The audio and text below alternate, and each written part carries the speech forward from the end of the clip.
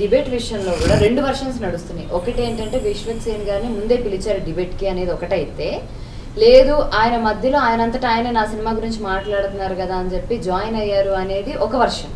ఈ రెండు వర్షన్స్ లో నిజంగా ఏం జరిగిందంటారు? ఫస్ట్ అయితే అతను లేడమ్మా. ఫస్ట్ నాకు నేను వెళ్ళేప్పుడు నన్ను రమ్మన్నారు, వెళ్ళాను. వెళ్ళేటప్పటికి ఎవరెవరు అంటే మీరు ఆ లాయర్ గారు ఉన్నారండి, ఇది హ్యూమన్ రైట్స్ కమిషన్ దగ్గరే ఉన్నాడు, ఆయన కూడా జాయిన్ అవుతాడు, ఇంకో ఎవరో సెన్సార్ మెంబర్ వస్తారు అని చెప్పారు. లక్ష్మణ్ వస్తాడని చెప్పారు. లక్ష్మణ్ పోసుకుంటానికి ట్రై చేసిన ఆర్టిస్ట్ ఉన్నాడు, ఆ లక్ష్మణ్ అతను వస్తాడు, అతను కూడా ఇప్పుడు లైవ్లో మీ పక్కన కూర్చోవచ్చు, లేదా కొంచెం లేట్ అవుద్ది, మనం స్టార్ట్ చేసేద్దాం అన్నారు. ఓకే, స్టార్ట్ చేసాం, మాట్లాడుతున్నాం. నేను లాయర్తో ఆర్గ్యూ చేస్తున్నాను, ఎంఐతో విశ్వక్ సేన్ యాక్షన్ సపోర్ట్ చేస్తూ మాట్లాడుతున్నాను. అది ఎన్టీఆర్ ఫ్యాన్, అతను ఎన్టీఆర్ బాడీ లాంగ్వేజ్ ఫాలో అవుతాడు, ఎన్టీఆర్ డ్రెస్సింగ్ స్టైల్ ఫాలో అవుతాడు అని అంటే ఇమీడియట్గా మీరు ఈ యాంగిల్ తీసుకురాకుండా ఎన్టీఆర్ ఫ్యాను అని ఈ యాంగిల్ ఇది తీసుకురాకండి నేను అంది.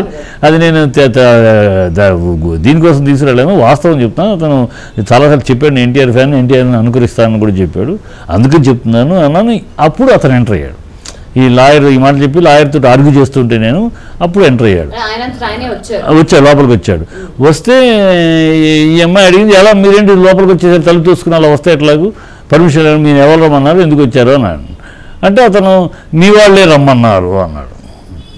మీ వాళ్ళు మేమేం పిలవలేదు అంటే ఇదిగోండి ఫోన్ నెంబరు అని చూపించాడు. దగ్గరికి వచ్చి స్వీట్ బాక్స్ ఇచ్చి మేము బ్లెస్సింగ్స్ కాదు, ఇదిగోండి ఫోన్ నెంబరు, మీ వాళ్ళు ఫోన్ చేస్తే ఈ నెంబరు నా నెంబర్ కాదు, నా షో ఇది, నా నెంబర్ కాదు, రజనీకాంత్ ఎవరు పిలిచారు, ఏమో మీ వాళ్ళ నుంచే ఫోన్ చేశారు. సరే, ఎవరైతే నా పాయింట్ డిస్కస్ చేస్తున్నారు, నా విషయాన్ని మీరు డిస్కస్ చేస్తున్నారు, సో నేనే కూర్చుని నా వివరణ ఇస్తాను, నా ఆన్సర్ నేను చెప్పుకుంటాను, నా మీద డిస్కస్ చేస్తాను కదా, మీరు నన్ను గురించి మీరు వెనకాల ఎందుకు, నేను డైరెక్ట్గా వచ్చాను అన్నాక షీ సెడ్ ఎస్ కూర్చోమని.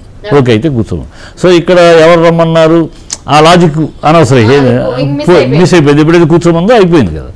ఆ తర్వాత ఒక 2 సార్లు బ్రేక్లు ఇచ్చేదాకా వీళ్ళిద్దరి మధ్య కోఆర్డినేషన్ కుదరాలి. ఈ అమ్మాయి అడగటం, అతను సమాధానం చెప్పకుండా వేరే జోకులు వేయటం, వేరే సెటైర్లు వేయటం, ఆ అమ్మాయి ఇచ్చి అడిగిన దానికి సమాధానం చెప్పకుండా తను ఇంకోటి ఏదో మాట్లాడటం.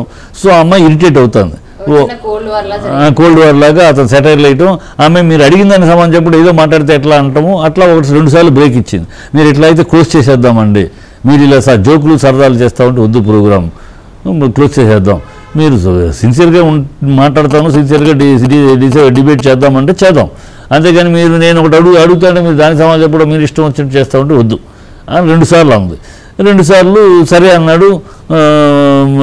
మళ్ళీ మొదటిసారి అయినాక సరే అని లైన్లోకి వచ్చాడు. మళ్ళీ వెనక్కి అమ్మాయి ఎందుకు పర్మిషన్ ఎందుకు తీసుకెళ్ళలేదు, దానికి సమాధానం చెప్పి ఏదో మాట్లాడాడు. మళ్ళీ అమ్మాయి అదేంటి అడిగిందని మీరు చెప్పండి, లేదా మీరు ఏదైనా అడగండి, అంతేగాని ఏదో మాట్లాడతారు ఎందుకు, వేరే విషయాలు ఎందుకు మాట్లాడతారు ఎందుకు అన్నాడు. సరే మళ్ళీ బ్రేక్ ఇచ్చినాక మళ్ళీ వచ్చాయి. మళ్ళీ 2వ బ్రేక్ ఇచ్చేప్పుడు నేను కూడా చెప్పాను, విషస్ ఇవాళ నువ్వు రాకూడదు, ఇఫ్ యూ డోంట్ కేర్, వాళ్ళు ఏంటి అనుకోండి నాకేంటి అని నువ్వు కేర్ చేయకపోతే రావద్దు. బట్ నువ్వు వచ్చావు అంటే నీ ఉద్దేశం ఏంటి, you want to explain your self, నీ వాదం ఏంటో నువ్వు వినిపించాలి, నాకు వచ్చావు. వాళ్ళు మీరేమంటే అనుకోండి నాకు ఎందుకంటే రావక్కర్లేదు కదా, వచ్చినప్పుడు నీలాంటి వాళ్ళని సమర్థిస్తూ ఇక్కడ కూర్చున్నాను నేను.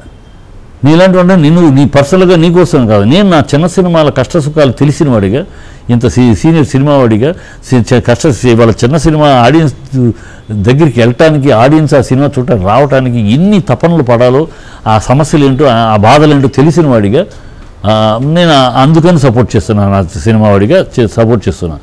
మా లాంటి వాళ్ళు చేస్తున్న సపోర్ట్ని ఫూల్ చేయొద్దు, నువ్వు ఫూల్ అయిపోదు. మేము నిన్ను సపోర్ట్ చేస్తూ డోంట్ మేక్ అస్ ఫూల్స్.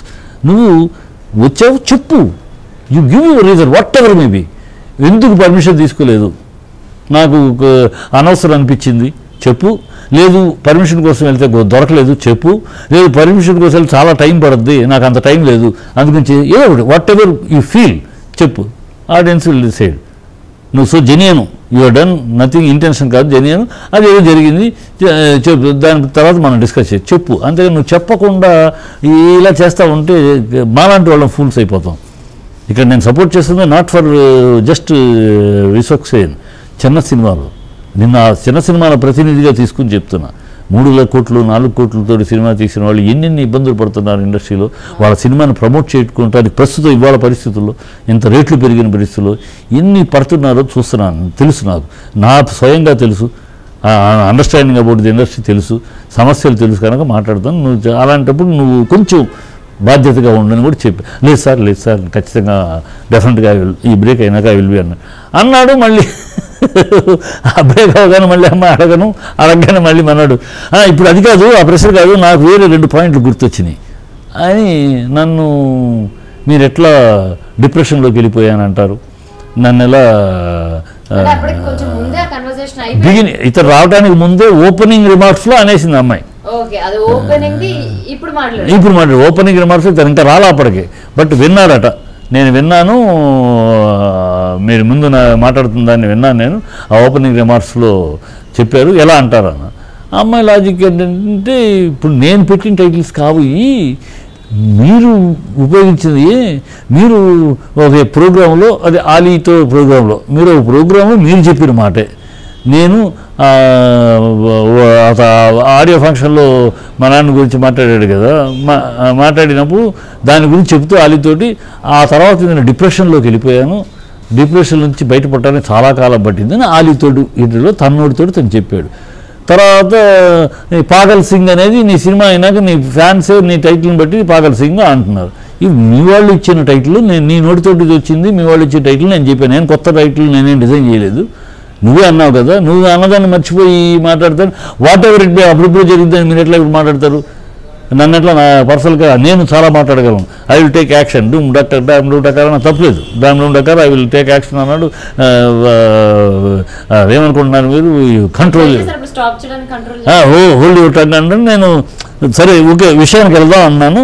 ఈ విషయానికి వెళ్దాం, ఆగు విషయం మాట్లాడదాం, మనం అసలు విషయం వదిలేసి ఎటో వెళ్తాను అని చెప్పి ఆ అమ్మాయి, ఈ లోపల అమ్మాయి వీడు అది ఇది మాట్లాడుతూ ఉంటే అమ్మాయి టెంపర్ లూజ్ అయ్యి, మీకు ఇష్టం లేకపోతే గెట్ అవుట్ అన్నా. Okay get out from my show అంతే. గెట్ అవుట్ అంటే కూడా నేను గెట్ అవుట్ అనగానే ఆ అమ్మాయి ఇంకా అనబోతున్నా, ఈ లోపల మాట్లాడు ఎఫ్ వాడు ఆ మాట వాడినాక నేను మాట్లాడు హైకి వెళ్ళి ఆ అమ్మాయి ఎప్పుడైతే మన ఎఫ్ అన్నాడో, ఒక ఆడపిల్ల ముందు ఆ మాట పదం వాడటం తప్పు. అది ఎంతైనా సరే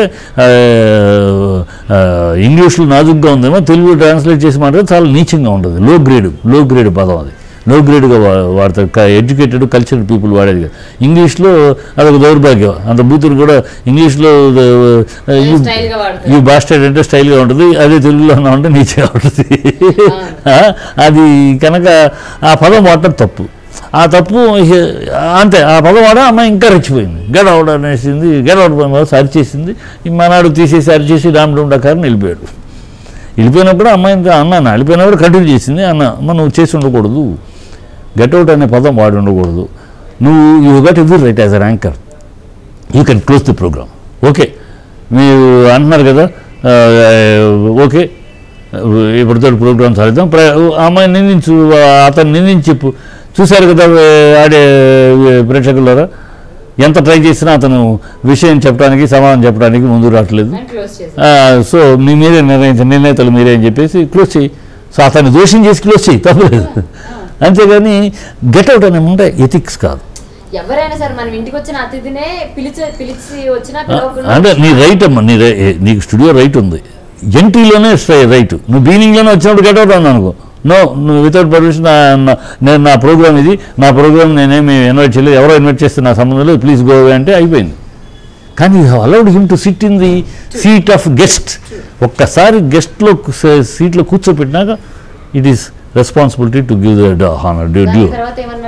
అవన్నీ లేదండి నేను చేసావు. దానివల్ల ఏం పోయిందంటే, నేను ఒక ట్రై చేస్తున్నా పిల్లాడితోటి, జరిగింది ఏదో జరిగిపోయింది, ఇట్స్ నాట్ మై ఇంటెన్షన్, జరిగింది. అందువల్ల ఎవరన్నా ఒకళ్ళు ఇద్దరు బాధపడితే ఇబ్బంది పెడితే ఐఎమ్ సారీ, ఏమేది ఇలాంటి జరగకుండా చూసుకుంటాను. It is only for the promotion of my picture, nothing else అని ఒకసారి చెప్పించేద్దాం, so that it will put an end అని చెప్పి అనుకుని ప్లాన్ చేస్తున్నాను. ఆ దారిలోకి తీసుకొస్తా ఉంటే నువ్వు గబుకుని మాట అనేసి చెప్పేసావు కదమ్మా అనేసావు అన్నాను. లేదు సార్, నేను కూడా అదే యాంగిల్లో ఉన్నాను సార్, మీరు ఏ యాంగిల్లో ఉన్నారో అదే యాంగిల్లో దీనికి ఏదో ఫుల్ స్టాప్ పెట్టిద్దాం అంటే అతను అవకాశం ఇవ్వట్లేదు, ఎంతసేపు నన్ను ట్రోలింగ్ చేయడం, నా మీద సెటైల్ వేయడం, నన్ను ఇది పెట్టడం చేస్తున్నాడు.